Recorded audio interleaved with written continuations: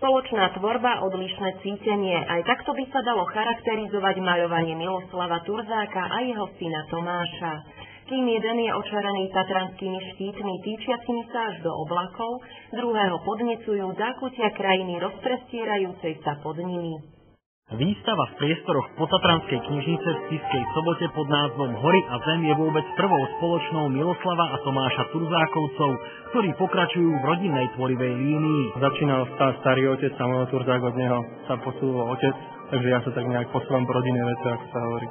Takže spája nás, ale asi tá jednotná línia stále tá krajinou malba ostáva. Syn Tomáš skôr expresívne vyjadruje pocity a emócie pretavené do sily prírody. Otec Miloslav tvorí akési opozitum tejto zemskej témy. Otec v podstate v tvorbe tvorí viac racionálnejšie, napriek tomu, keďže sám bol dlho horolezec, dlhé obdobie, tak v podstate maluje to, čo pozná. Obrazy vyvolávajúce spomienky a čistotu myšlienok z pobytu v prírode oceňujú všetci príbuzní, známi, ale aj milovníci umenia. Tatry sú nám blízke, trošku ich poznáme, no a oni keď to dajú na plátno, tak je to také dobré umelecké dielo, mne sa to páči. Kde sú Tatry, tak ja to zbožňujem.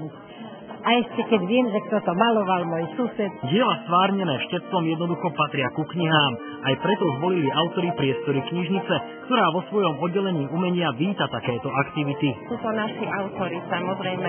Otec so synom, v prítomnosti ešte aj starého otca, takže si myslím, že patria medzi nás. V dielach obidvoch výtvarníkov je citeľný pozitívny vplyv Miloslavovho otca a Tomášovho starého otca Samuela Turzáka, ktorý sa zobrazovaniu Vysokých Tatier venoval takmer celý život.